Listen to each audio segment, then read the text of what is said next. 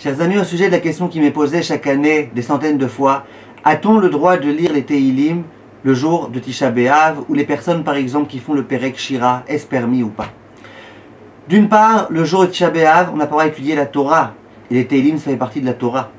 D'autre part, les Tehillim quand on les récite pas en tant qu'étude de Torah, mais en tant que demande, que supplication. Qu'en est-il?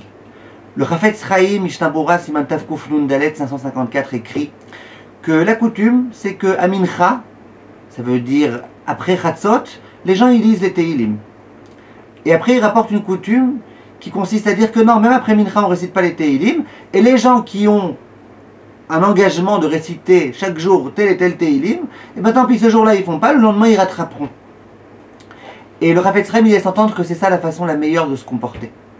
Donc conclusion du Chafetz Chaim, il y a une coutume qui autorise à Mincha, mais il vaut mieux éviter.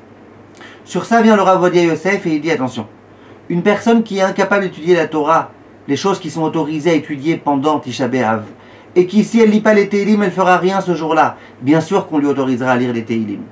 De la même façon viennent les décisionnaires et disent que lorsqu'on vient réciter les Tehillim pour une personne malade par exemple, cette personne-là elle est malade, que ce soit Tisha B'Av ou pas, elle est malade, elle a besoin de nos supplications, là bien évidemment qu'on aura le droit de réciter.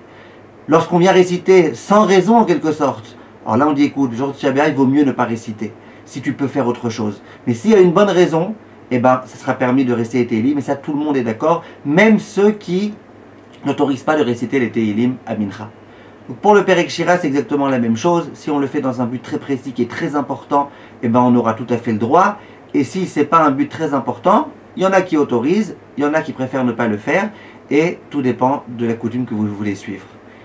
Ce qui est sûr, ce que vous avez sur qui vous reposez si, après Chatzot, vous décidez de lire les Tehillim ou le Perek Shira, surtout si vous le restez tous les jours. Le Rav Auerbach, il dit à qui est-ce qu'on va autoriser de lire les Tehillim à Tisha B'Av? À celui qui tous les jours récite. Mais celui qui jamais, d'un coup, à Tisha B'Av, il veut réciter, lui on lui dira écoute, pourquoi tu veux aujourd'hui réciter? Diffusez cette vidéo parce que tout le monde me pose la question à Tisha B'Av. Be'atzlacha.